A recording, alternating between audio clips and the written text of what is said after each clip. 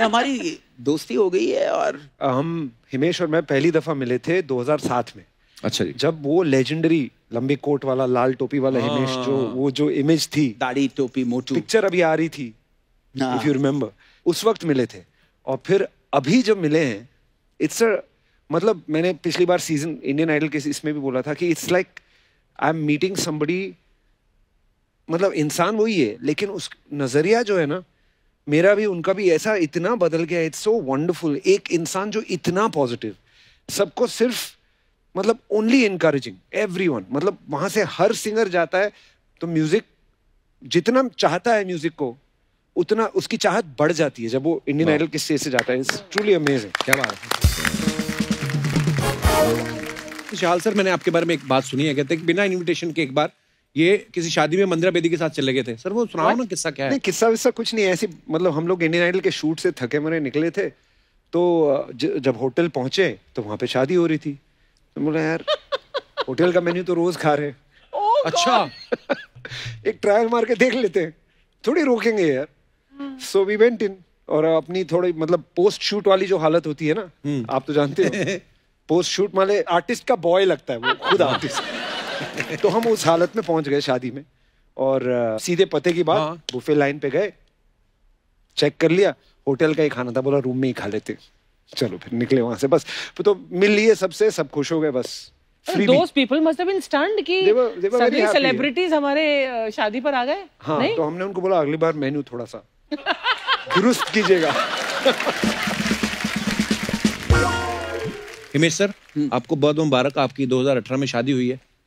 अच्छा सर, आप गुजरात से हैं, एक बार तो आपके दिमाग में आया ही होगा यार, अगर मैं जैसे 2020 में लॉकडाउन हो गया, एक बार तो आया होगा दिमाग में कि अगर 2 साल और रुक जाते तो हनीमून का खर्चा बच जाता। मतलब अमन सारे घर पे थे ना 6-6, 7-8 महीने। मैंने ऐसा नहीं सोचा था। मैं यार शादी के बारे में मैं क्या कहूँ, मेरी हो गई, यही मैं सोच रहा हूँ। मेरी कमाने के लिए, लेकिन पूरा कंट्रोल किया हुआ है, खाना पीना सब कुछ। उन्होंने आपका? हाँ, मेरा। और मैं सोचता हूँ कि ये सही है गलत है क्या है, लेकिन मैं ब्लाइंडली फॉलो करता हूँ, बिकॉज जो है मम्मी डैडी को लगता है कि और वैसे भी मुझे ये लग रहा है कि राइट हो या रॉन्ग हो, wife is always right. Yes, exactly. क्योंकि उनसे आर्गुमेंट करके अगर फाइनली हारना ही है तो पहले ही मान जाओ, तो wife is always right. Sonia, you are right. जो परमानेंटली मैंने तुम्हें दे दिया है दैट यू आर राइट। जिंदगी भर के लिए, हर बात के लिए तुम राइट हो। जैसे मेरी बीवी का म्यूचुअली डिसाइड हुआ है कि शी इज ऑलवेज राइट। हाँ, बिल्कुल। करेक्ट, तो वही बिल्कुल, ये बिल्कुल से मिले भी है, she is always right. Actually आप बिल्कुल सही कह रहे हैं। और हाँ, बीवी का नाम आते अगले सवाल ही भूल जाता बंदा कि अब मैंने क्या पूछना है। सर फिर लॉकडाउन में क्या किया हिमेश सर? सर हमने तो, मैं सच कह रहा हूँ कि by the grace of God पता नहीं क्या हुआ, सरस्वती माता का आशीर्वाद मिला कि मैंने 200 गाने बना लिए। 200? और 100, यस। बाप रे। और मुझे लग रहा है कि उन कॉम्पोजिशंस को ग्रेट सिंगर्स के साथ, बहुत बड़े प्रोजेक्ट के साथ मैं अगले साल 2021 में प्रॉमिस करता हूँ कि मैं लाऊंगा। Wow, all the best sir, हमेशा हमारी शुभकामनाएं हैं। और आपने 200 गाने बनाए हैं, आप ये मन में सोच लो कि मैंने 199 बनाए हैं, एक किसी गरीब को दे दो। नाम बताओ सर गरीब का। अरे सर, कपिल शर्मा शो पे वादा है मेरा कि मेरा और कपिल जी का बहुत बड़ा एक गाना आएगा, लेकिन वो जिंदगी भर याद रहने वाला आएगा। सुन रहे हो तुम लोग? मुझे लगता है सोनी वाले ना, जो भी सिंगर तेरे को यहाँ पर, जो भी कंपोजर प्रॉमिस करके जाते हैं ना, सोनी वाले बाहर तुरंत मिलते हैं, उनको बोलते हैं बिल्कुल मत देना, हमारा ये शो यहाँ पर ऐसे ही चलना चाहिए। वैसे भी हमारी दुआ है। अरे sir, thank you, love you sir, शुक्रिया। तो दोस्तों, आगे बढ़ने से पहले मैं यहाँ इनवाइट करना चाहूंगा एक और खास मेहमान को। ये वो हैं जिन्होंने इंडियन आइडल को होस्ट करने का बीड़ा उठाया है। So please welcome the very talented Aditya Narayan. Aditya, आइए, आपका बहुत बहुत स्वागत है हमारे शो पे। आदित्य, सबसे पहले तो आपको बहुत बहुत मुबारक हो। Thank you. आपकी एंगेजमेंट हो गई है जी, थैंक यू। और अच्छा, हमने पिछला थैंक यू। तारे इतनी ताली बजाने की क्या जरूरत है? प्लीज, अभी शूट चल रहा है अभी हमारा। ताली किसी ने इसलिए नहीं बजाई, सारे शादीशुदा हैं और सबको रिजल्ट पता है। अच्छा, तो आपकी अच्छा, पिछले सीजन में हमने देखा ये बंदा हाथ धो के नेहा के पीछे पड़ा हुआ था। हमें लग रहा था कि फिनाले तक इनकी दोनों की आपस में शादी हो जाएगी। अच्छा, लेकिन जैसे ही नेहा ने अपनी शादी अनाउंस की, भाई साहब ने अपनी कर दी। तो ये आपका पहले से ही मन था शादी का ये गुस्से में लिया गया डिसीजन है? पाजी ऐसा लग रहा है, सबको ऐसा ही लग रहा है, लेकिन श्वेता 10 साल से मेरी गर्लफ्रेंड है। अच्छा। तो ये मतलब काफी समय, हाँ एचआर भी शॉक्ड हैं, क्योंकि एचआर कल से बहुत शॉक्ड हैं। एचआर मुझे कल से घुरे जा रहे हैं, वो कब से मुझे बोले जा रहे हैं, यार आदि तू शादी कर रहा है, तू तो बच्चा है। मतलब आपका बच्चा हूँ, लेकिन अभी मेरे भी कुछ अरमान हैं एचआर, मैं भी बड़ा हो गया हूँ। हिमेश का सवाल ये है कि आदि तू शादी कर, मेरा सवाल ये आदि तुझसे कोई शादी कर रही है? वो प्यार अंधा होता है विशाल सर, मतलब होगा ही जरूर। आपको भी कभी कभी किसी ने प्यार किया ही होगा। बिल्कुल नहीं, सवाल ही नहीं। हम पेशेवर सिंगल।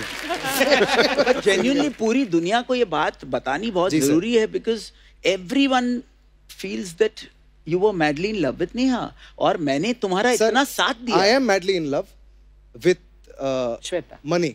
ओह, तो जब इंडियन आइडल में मनी मन में क्या है सर, आप भी जानते हैं कि हमको ठीक ठाक पैसे मिल जाते हैं। ऐसे बहुत सारे रियलिटी शोज में होता है कि जज का और होस्ट का वो लव एंगल करते हैं, तो हमने भी किया। नहीं, ये सिर्फ वहाँ होता है जहाँ पे आप होस्ट हो। Yes sir. तो जितने भी रियलिटी शोज मैंने किए हैं, उन सारे शोज में मैंने फीमेल जज के साथ फ्लर्ट किया है। एक शो में तो अलका जी भी थी, तो पापा भड़क गए थे। पर पापा क्यों भड़के थे? अभी क्या अरे पूछ रहा क्योंकि अलका जी उनकी फेवरेट है। क्या बात है। एक्चुअली उनका अलग प्यार है, पता नहीं एक अंडरस्टैंडिंग हो गई मम्मी और अलका जी और पापा के बीच में। तीनों बहुत खुश हैं। ये क्या कह रहे हो?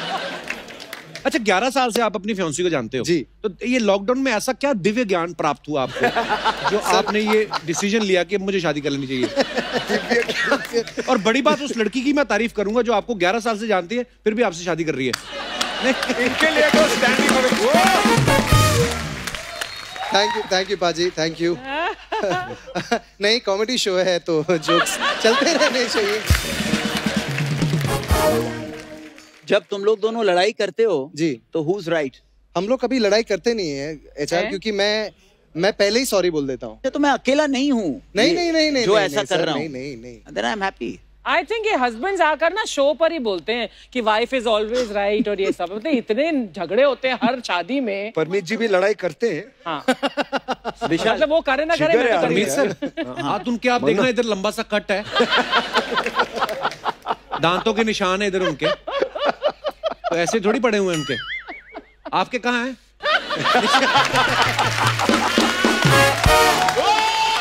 ओ सर, मारा। बस यही है जी, बस ये है।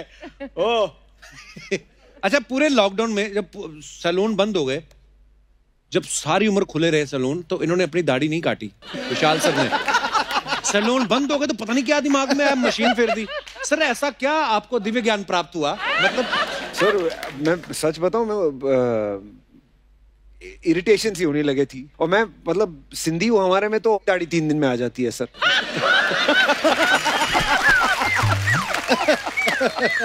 तो उतार दिया, आ गई वापस। हिमेश सर, एक बात पूछनी है आपसे। बोले सर। अब जब शो पे जब जज बन के बैठते हो, आप बड़ा चार्ज रहते हो, ऐसे हो जाते हो आप कि जैसे अगर किसी ने खराब गा दिया तो उस पे आप हमला करोगे। मैं ये पूछना चाहता हूँ, आप इतने चार्ज कैसे रहते हो? आप कोई स्पेशल डाइट खाते हो या आपकी पेमेंट ज्यादा है? सर पेमेंट तो ठीक ठाक है, लेकिन मेन क्या है कि घर में ना एनर्जी पूरी डाउन रहती है।